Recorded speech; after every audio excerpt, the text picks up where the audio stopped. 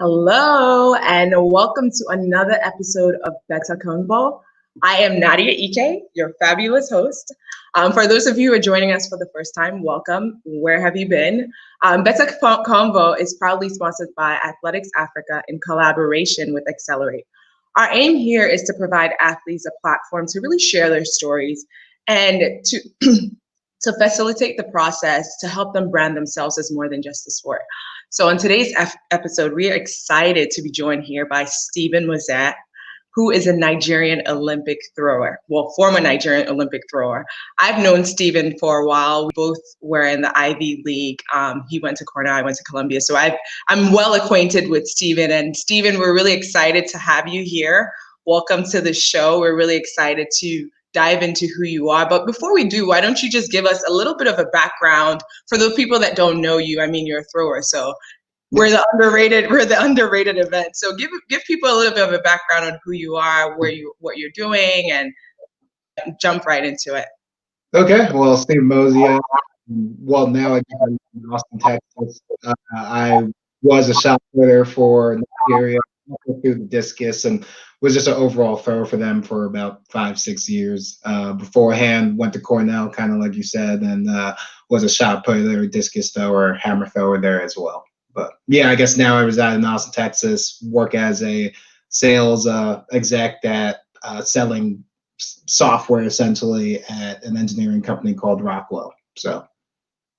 Right. And so let's dive in a little bit into your athletic career, right? And so give us a little bit of I guess your journey, a background of your journey. So you were at Cornell. We know you went to the Olympics, and what was that journey like? I keep saying, what has that journey been like? Because I still feel like you're still in the sport.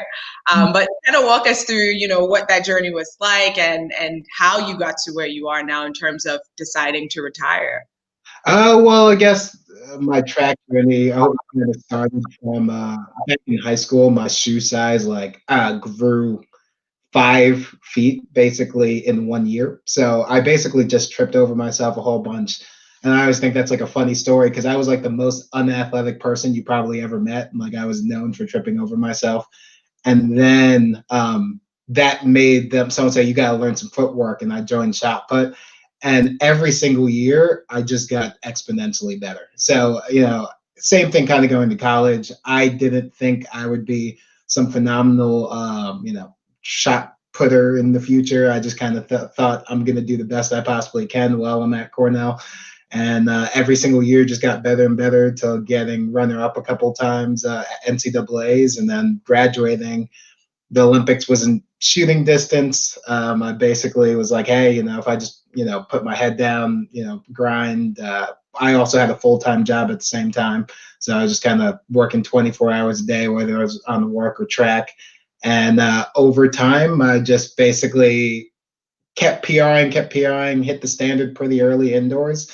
So a lot of outdoors was just competing, getting myself ready, really being at putting myself in a better perspective to compete there. Qualified pretty easily when from a Nigerian national perspective. Now we got Chuck and Okwechi, also competing. So he might have blown me away 4 years ago, but like at that time, I was a little bit better than him. So, qualified pretty easily at that point in time. And the Olympics was great. I mean, I always tell people walking in opening ceremonies, it was just kind of one of the best memories I think I'll ever have in my life. It was just so cool being in that environment, being with all those countries, and also just seeing myself in that position. You watch all these people on YouTube, especially in our events, and that's how you kind of first see it's like, oh, okay, like, that guy, he won like 3 times, 4 times, and then looking at you at like peers, it was a great experience. Wish I competed a little bit better. Ended up hurting my hand like right before I competed, sadly, but still a great experience. Right. And so, I mean, you went to Cornell, and I want to focus on this piece a little bit more because I think people underestimate or undervalue that experience as well. So I went to Columbia. I think for me, coming out of high school, I don't know what your rank was coming out of high school, but I think I was number 3 out of the high school, my graduating class. And the reason why I actually went to Columbia was because well, I didn't really know if I wanted to be a track athlete. So I went to Columbia because I believe that, okay, if I can succeed as an athlete, as an NCAA athlete at this school that, you know, there isn't an emphasis on sports, I'd be able to really brand myself as, you know, very successful beyond the sport, right? It would translate as being a good student and being a great athlete. I mean, just having that dynamic duo to me proved that I could be great in everything else I did. And I'm curious, the thought process for you in terms of deciding to go to Cornell. So I guess for me, I think that you had a more altruistic kind of vision for yourself in the future. I was just a kid from New Jersey. I was just like, all right, at the end of the day, when I was making my college choice, I was just kind of thinking about it more from the place of I wasn't even going to do track. So I ended up, when I was being recruited, I was a good shot putter, but I ended up getting second at high school nationals. But you don't know that till the summer, you know, after recruiting's already done. So realistically, a lot of what I was looking for in the school is just academically. I knew I wanted to be an engineer. So I was looking at schools academically. None of the Ivy League schools actually were like in my consideration because I actually didn't really like Princeton. Like I've always been a person, because I grew up in New Jersey. I was just like, a lot of people I know from Princeton, I didn't really get along with. Like, so I was just kind of like, I'm going to avoid that school. But then as time continued, I started getting recruited by some places. I started throwing really far indoors. People were talking to me, and then Cornell just had the best track team that like of people. Like, so it wasn't just from a standpoint of athletes, but just their mentality and how they looked at life. I mean, a lot of people don't realize about Ivy League, but it's one of the most competitive conference just because you have tons of competitive people all in one place. Like, forget how fast they run. People do amazing performances just because everyone innately is extreme competitors. Like, so it was just a great environment. And that's what made a lot of my decision. And then I feel like after I made my decision, everyone would tell me, oh my God, you're going to an Ivy League school. And I was like, oh, well, I mean, they were just cool. Like they were great guys. To this day, I still love them. I would do anything for them. So that was the biggest deciding factor for me. Just the character of people that I wanted to make sure I put myself around. So. And you know what's so unique about that is I think that a lot of times when people think about the Ivy League, they're like, oh, it's Division I, but it's not as competitive as the SEC, or and the funny thing about it is you said something that actually resonates with me, and the fact that because we are all really competing in the classroom at the highest level, everyone's really competitive. And I remember HEPS would be like super competitive. Like, even though the performances aren't what you would see at an SEC championship, it's just having a group of people that, one, are almost like they're working with things against them to achieve success at that level, right? And so for me, I think that's what was crucial to my success outside of the sport, even after college, because I think I was in a position in college where, I didn't have to do the sport to be at the school, but I did it because I wanted to be, I wanted to do it. And then doing well at it, it just, with everything against you, it makes you this resilient person, right? And I'm assuming is the same exact story for you, where you get out into the real world and it's actually not as hard to balance. My coach always had this story that he told us like pretty early, and I'll give you the abridged version. But essentially, a guy was applying for a job, and he had like an Ivy League championship ring, and he just put it on the table and was just like, it's like, I woke up, countless days, after going to classes all day, weighing 17 miles, all this stuff, to get maybe a half second faster 6 months from now. What do you think I'll do for you? Like, if I'm willing to do all this craziness on top of my Ivy League education just so I can get on this team and win this championship, like, now that I'm actually working for you, that mentality doesn't change. And I think that's like the thing. Everyone, I always go, like, I've been to the highest track meets in the world. Still the best thing, a track meet I've ever been to was my junior year HEPS, just because I've never felt like it was, everyone was just one motion, just trying to, and like you guys being in Colombia, you guys had the same thing in your runs. Like it was just like when everyone's just firing on all cylinders, all moving in the same direction, and you're doing it as well. It's some of the best feelings. So yeah, definitely. Right, and I absolutely agree. And so and back to the point that you made about the story that you just gave. I think what's ironic though is, a lot of times people don't see the value that athletes have beyond the sport. And even for me, as someone who graduated Columbia, I still have to almost work twice as hard in some spaces to prove that I'm capable of transferring my skill set. Yep. And I'm curious if you've experienced that as well in your career journey. I would say yes and no.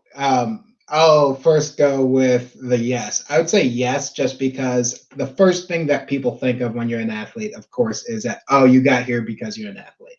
So you have to always go over that. But I mean, I remember working with this one executive, and he was just like after he saw my personality and how hard I drive and all this stuff, it was just like, oh, I thought you were one of those guys, but then I, realized who you were, and now you're my favorite person. Like I'm going to like work with you on everything, and that's just kind of thing. You have to get past that hump of you just got here by an athlete. But then once people realize that and then think, oh wait, you're an athlete in the workplace, this is the best combination ever. Like we're like, now you're my favorite person, and now it's almost a benefit. So, but yeah, I definitely think there's that hump you have to kind of prove yourself with. So. Right, and that's exactly what I'm talking about, because unfortunately for a lot of, we have Ivy League degrees. Let's not, let's not underestimate that we have an Ivy League degree. So for a lot of athletes who may have the same, work ethic and talent to work in the professional space, right? They're not necessarily getting that second chance to get over that hump. We're getting in the room because they see Columbia, they see Cornell on your resume. Right. Yeah. And then you get there and they still have their, the prejudice of you being there just because you're an athlete or whatever it is, but they still see that Ivy League degree and it's valued a little bit. So you have that opportunity to do that. But I think for a lot of other athletes, it's almost like starting at -1. Yeah. Where your degree, whether if it's from if it's from an even bigger sports school and you're an athlete there, it's not valued as much, right? And so I think obviously the point of what we're doing here is really to get people to see that athletes have more to bring to the table than just being an athlete. And you're a clear example of that. And I'm curious how you were able, I mean, you have an engineering degree, but I'm curious how you were able to transition from being the athlete in college into your job and then balancing all of that out. Well, I would say that like a lot, I mean, that's part of the reason why I'm retired. I just didn't have a life. I mean, I think a lot of what, granted, I feel like I had more of a life than I did at Cornell. So that's also the thing. Like I will have to give some credence that like my day at Cornell was wake up, class all day, practice, then homework all night, go to sleep at like midnight, and then like repeat like for like months. So, going to the workforce is like, oh, I only have to do this from 8 to 5. And then after I work out from like 5 to like, 9, then I have those last 3 hours, 2 hours of the day to do whatever I want. This is great. So I mean, like that was like, it was just actually, I would say a tad bit easier to go into the workforce because it was like, oh, I only have to give this much time.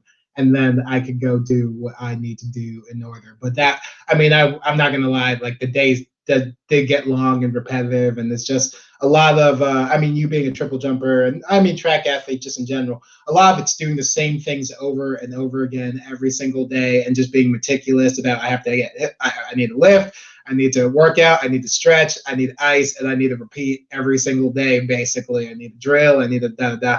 So it's a lot of that. So it's very doable, but I mean, you just have to be willing to put up with the sacrifices.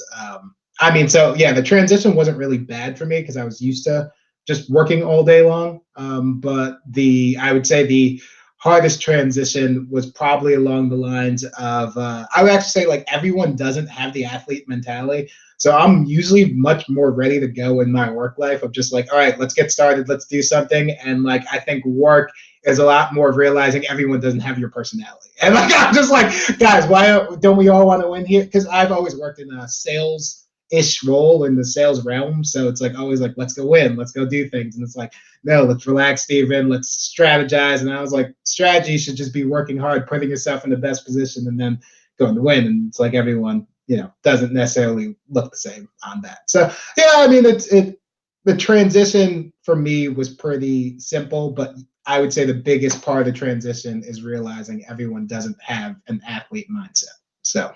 And I think I 100% agree. I think for me as well, it seemed like it was much easier because in college I had an internship. I worked part-time. I was a track athlete and I was a student and, doing all those things. And so when I got into the real world, it's like, oh, okay, this is easy. And I think also in terms of like in the working world, our efficiency is incredible. And I think that's it's because people don't have that athlete mindset. We're doers, you got to get it done to get the results. And Exactly.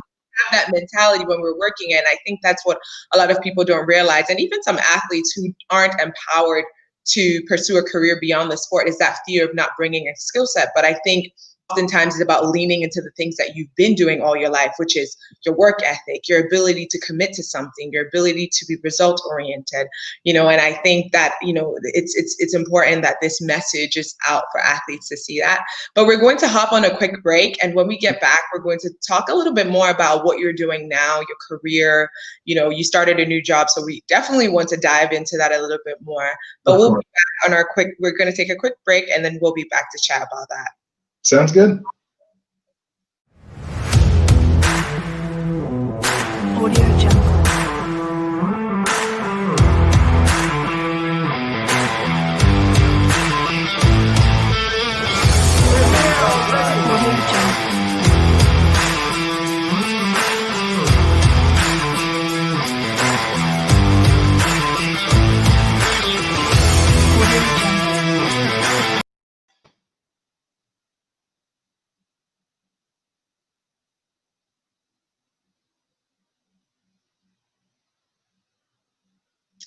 Welcome back to Bètá Convo. If you're just joining us, we are here with Stephen Mozia, who is a former Nigerian Olympic thrower.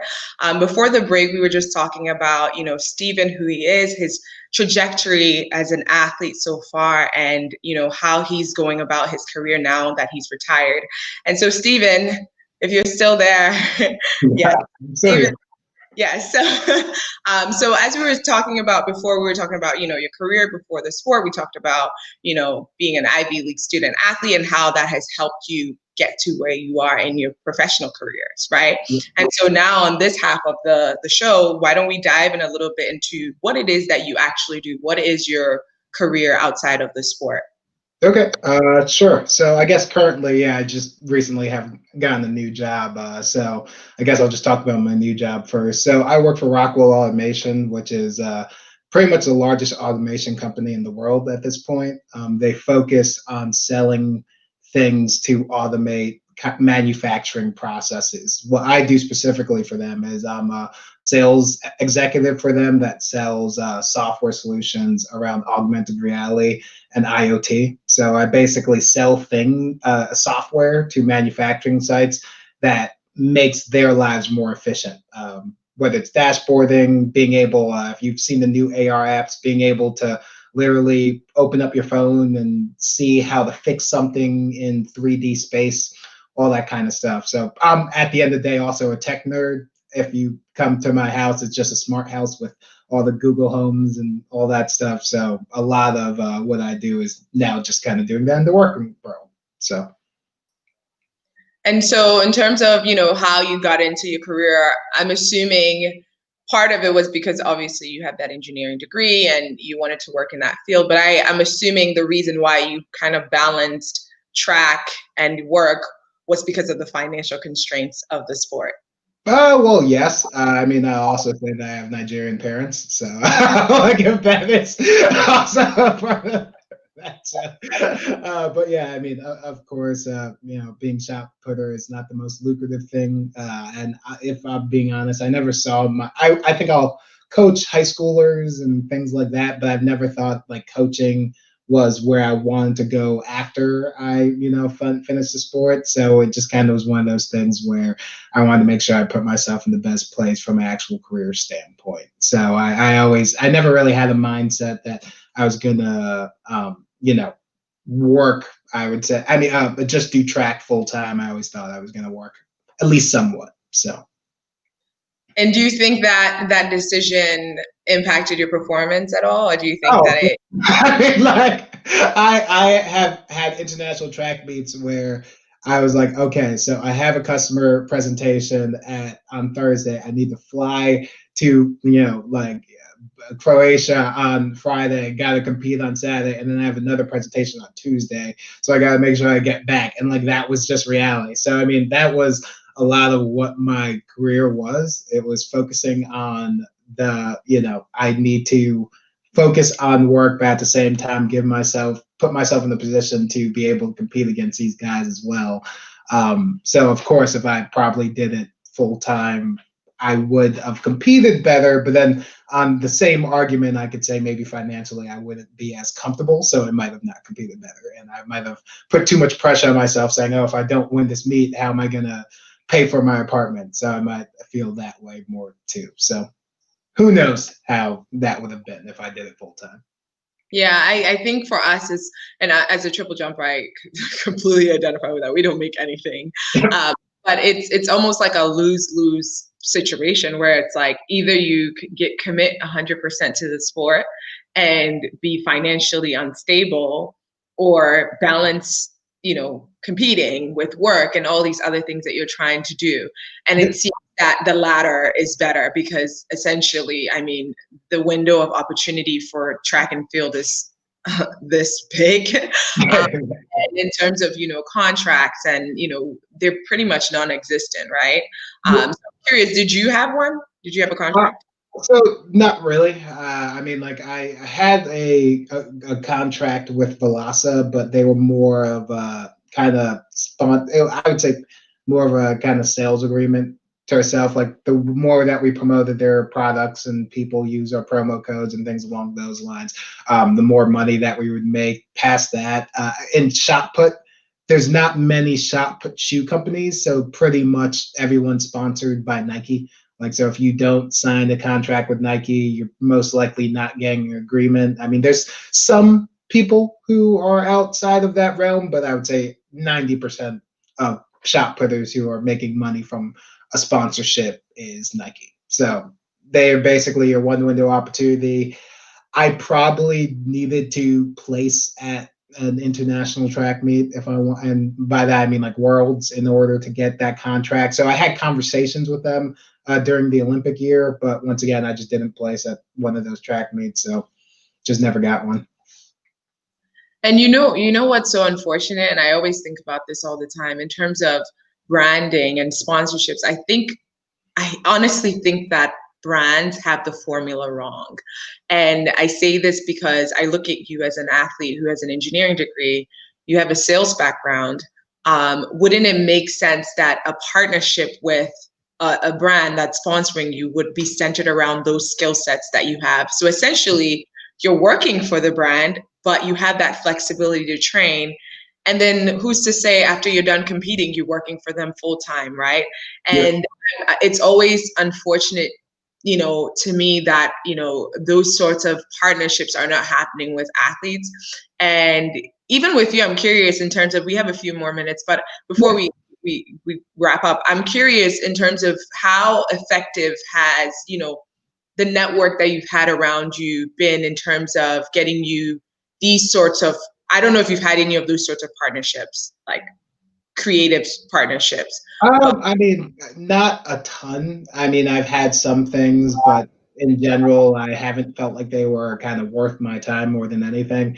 I mean, I fully agree with you 100% that I don't think track has figured out the branding thing. One, I am a person who thinks shoe companies have entirely too much power, and that's a lot of the reason why that is that way right now. Because I mean, for throwers, no thrower should get sponsored by a shoe company. They should be sponsored by Muscle Milk or, some powerlifting brand or that. And that would have made, I mean, you look at some of the shot putters I know, I mean, you look at Chuck, one of the strongest people I know. You think that a barbell company or something like that wouldn't love an Olympic shot putter, like, repping their stuff. But, I think that there's a lot of work still to be done in that space. And I think a lot of it surrounds that even, the shoe companies aren't really looking at the people as people. They're just looking at them as a time or a race, which in reality, I mean, one of the biggest celebrities is the Kardashians, and she hasn't run under 10 seconds. So, I mean, a lot of it is the person in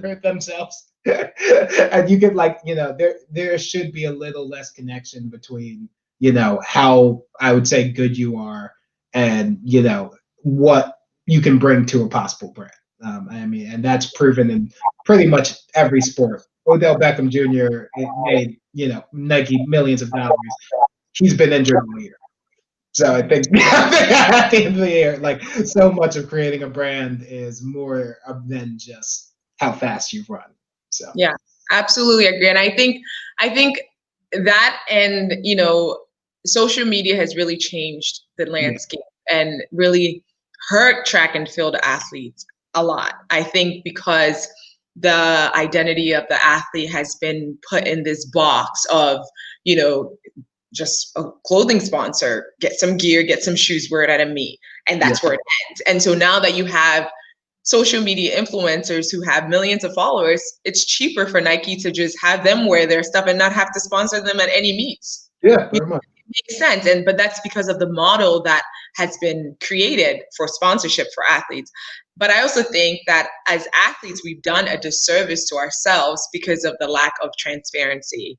And I say this all the time. I think as a triple jumper, I don't know what I'm worth if I jumped 1450, 1460, 15 meters. I don't know what that's worth, right? Yeah. I think part of it is also because track athletes don't share that information, right? No one's sharing that information. No one's really giving each other the resources beyond the sport. And so we've created this silos. Everyone's in silos and everyone thinks that it's okay, it's good enough. And so we're at the mercy of each brand, right? And then the last question that I do have, though, before we hop off, in terms of, your career and, how you ended up getting into the space that you're in, what would be, I mean, you seem to be in a great space, but what would be the advice that you would give to other athletes who, are looking to build a career outside of the sport, but don't necessarily know how to go about it? I mean, I would say that, and I know countless shot putters, I mean, track athletes, I would say in general. And I think that I think a lot of getting the jobs and the roles or creating the company is just believing in yourself. And I think that athletes can have all this belief in themselves when it comes down to training and competing and all that stuff. But then as soon as it comes into, a boardroom or, at the office or something, then they go like, oh, wait, they put themselves in the box. So I would say just having that same mentality that you kind of walk into every single meet that you've ever had, that I'm going to dominate or I'm going to get through this and I'm going to do my best or something along those lines. And just transferring that same energy to whatever you kind of look towards as cool or enjoyable, or even something that you just think is a great opportunity for you to learn something new. I mean, everything doesn't have to be the perfect job. A lot of jobs are just learning what you like and don't like. So I just think that having that type of energy towards new things, new jobs, new careers is probably the number one thing that they can do. I 100%. You took the words right out of it. I 100% agree with that. And I think, I think part of the way the sport is structured is, everyone's a number, right? Everyone's a number. From when you start the sport at a very early age, you're just a number. And so I think a lot of athletes, track athletes, associate themselves to being good at that and being that number. And that's who I am. And so the moment you take them out of that, environment, when you put them into a different environment, and it's like, you're no longer a number. You're no longer classified as great. How do you define yourself? And I think a lot of athletes have that challenge where it's almost like that winner is fixed and it can't be translated from the track to, I think you hit it. Like defining yourself as great isn't the number, it's the mindset. And I can say that more than anything, I have had a successful track career, not because I'm the best technically and anything. I thought I was the best while I was doing it, and like so, and I, bring that same energy to work. I mean, every single day I'd be like, I'm the best. I'm gonna lead this. I'm gonna drive this, and realistically, more athletes just took that mindset, and I see it in so many people. Just like, I'm the best here, and they pulled it to other places. Man, I mean, just get out of their way. So. Yeah. And I think it's about looking at yourself holistically, right? And so for me, my whole journey has been about how can I leverage this experience as an athlete to make my life better? And so when I go to a track meet, I'm not just thinking about going to compete. I'm also thinking, who can I meet here? I have this vision of this life that I want to create. I have this vision of this impact and this space that I want to occupy in the world. Who can I get to talk to and give them a seat at my table so that they can help me achieve that? If I'm at the Olympics, I'm meeting people. I went to World Championships and I had a meeting with like Columbia alums in the city. Like, I think that's the piece is like people just separate track from life and then finish track and then try to do life. Whereas it should be this equilibrium between the two where you're doing both at the same time and figuring it all out at the same time. But I'm really glad that we got the opportunity to talk to you today. Before we do leave, I do have one question. This is a wild card. So what is a talent that you have that people do not know about? A talent that I have that people don't know. I mean, that's a hard work. I guess I used to be really good at woodworking, so I mean that's actually a hobby of mine. I can play Beat Saber on Expert. I don't know. Like it's I guess this is it. I'll give you one. I love cooking. So I'm actually a huge cooker. Just gonna probably make some a goosey stew later today. So I mean, my father taught me, and I love cooking. So that's my fun fact. So what's the one meal that like in your heart, like out of everyone in the world, like this is your meal, like no one can fight you on that? I mean, I think everyone feels this about. But my okra. I mean, like if you go my okra soup, like I'll take anyone. I mean, my father's close. But I'm only gonna give him close. I think when I make a good pot, man, I go. I'm the best in the world. I'm great. That just like we just talked about. I took it from track and I brought it. Now you put it in your cooking. I think exactly. I'm not gonna lie, my okra stew is the best. So we're gonna have to test it out one day.